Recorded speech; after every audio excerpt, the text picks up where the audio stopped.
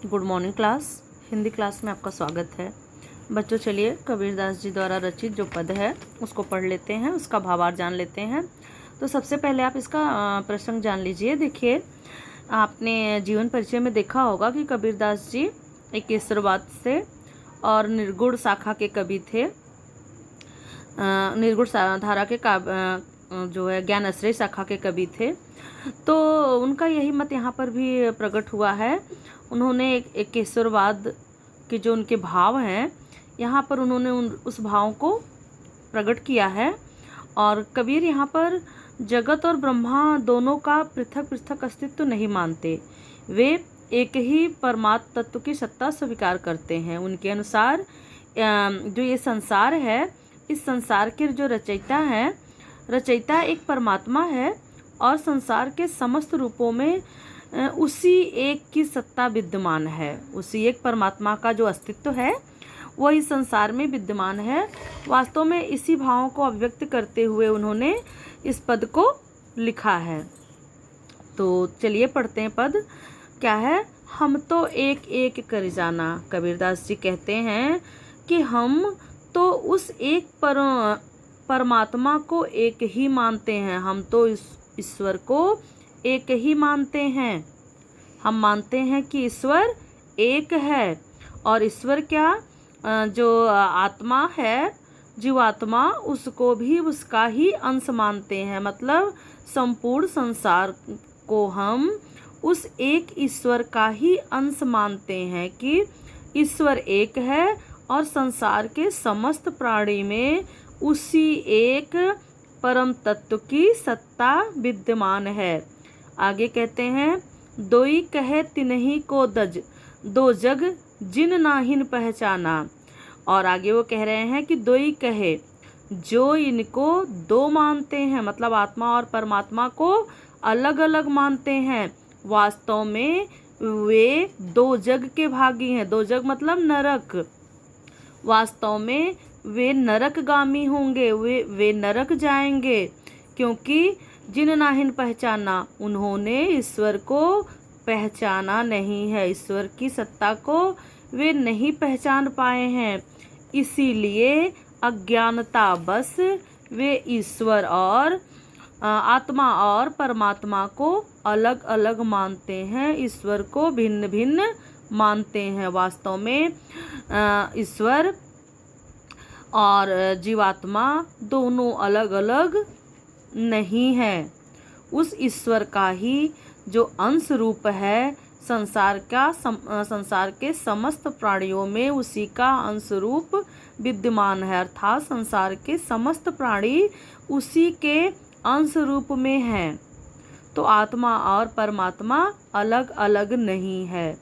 दूसरी बात वे कहते हैं कि संसार के समस्त प्राणी एक ही हैं। इसी बात का वो समर्थन करते हैं कि समस्त प्राणी बिल्कुल ईश्वर के अंश हैं। ये बात सही है, 100% सच है, क्योंकि वह उदाहरण देते हैं कि एक पवन एक ही पानी। इस संसार में एक ही पवन है, अर्थात एक ही हवा है। एक ही हवा समस्त संसार में बहती है और एक ही पानी इस संसार में एक ही तरह का पानी है और एक ही ज्योति समाना। और समस्त प्राणियों में, समस्त संसार में उसी एक परमात्मा की ज्योति व्याप्त है, उसी एक परमात्मा की ज्योति समाहित है।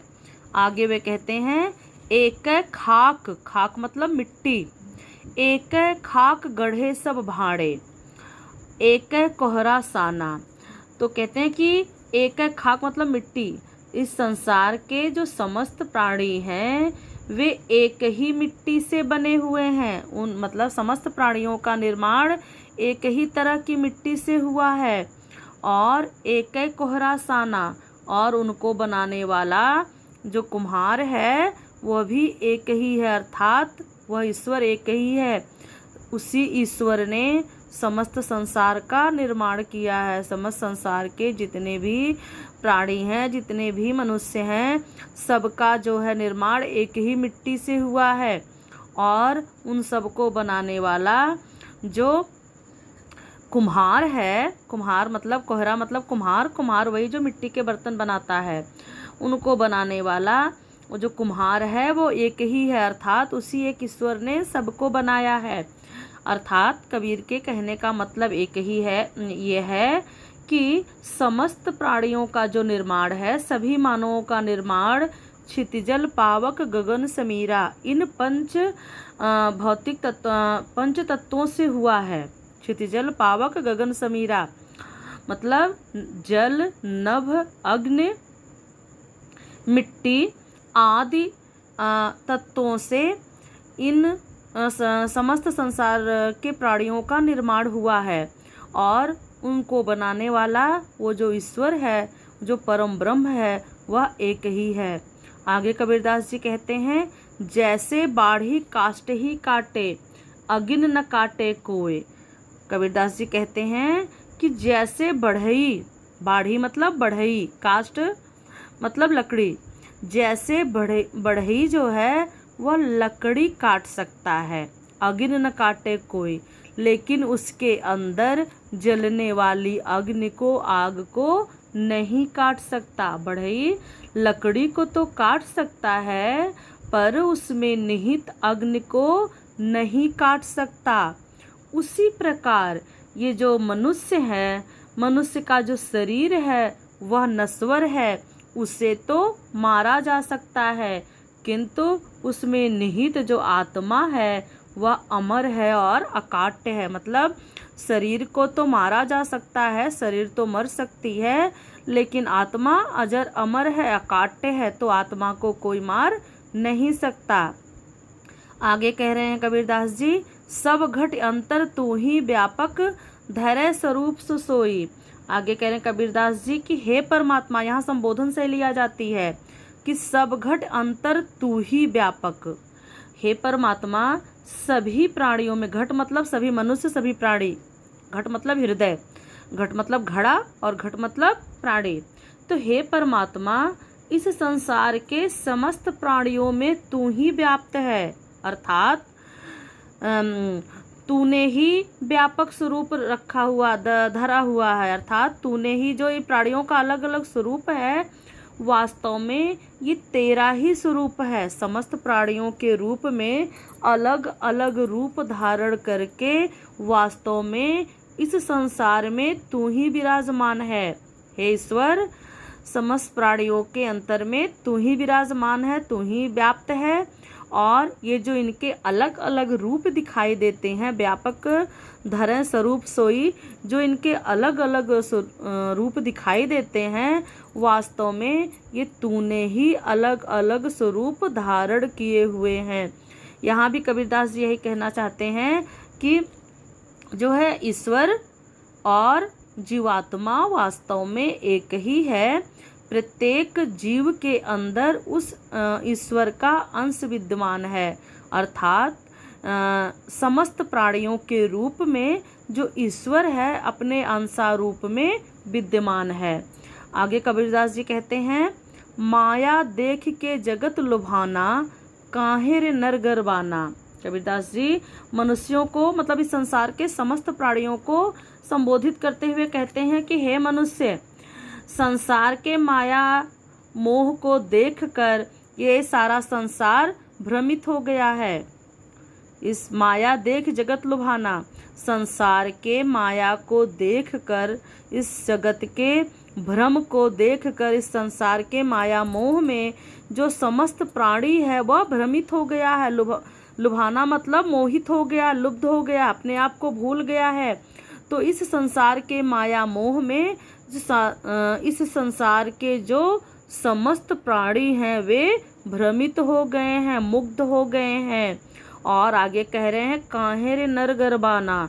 तो हे मनुष्य, तू इस माया मोह में, तू इस झूठी माया मोह पर गर्व क्यों करता है। पीछे से कहने का भाव यह है कबीर के कि ये जो संसार है वास्तव में क्या है, मिथ्या है। ये संसार जो है वह क्षण भंगुर है। ये संसार लुभावना जरूर है, लेकिन ये संसार क्षणभंगुर है और ये संसार मिथ्या है। यह मनुष्य को भ्रमित करता है, लेकिन यह इसका अस्तित्व हमेशा के लिए नहीं रहता है। आज जो है वो कल नहीं रहेगा। ये संसार नश्वर है। तो कबीरदास जी कहना चाह रहे हैं, काहेर नरगरबाना है मनुष्य, इस झूठे माया मोह को देखकर, इस संसार के झूठे सौंदर्य को देखकर, झूठे प्रलोभनों को देखकर, झूठी धन दौलत को देखकर तू क्यों गर्व करता है, तू क्यों अहंकार में डूबता है।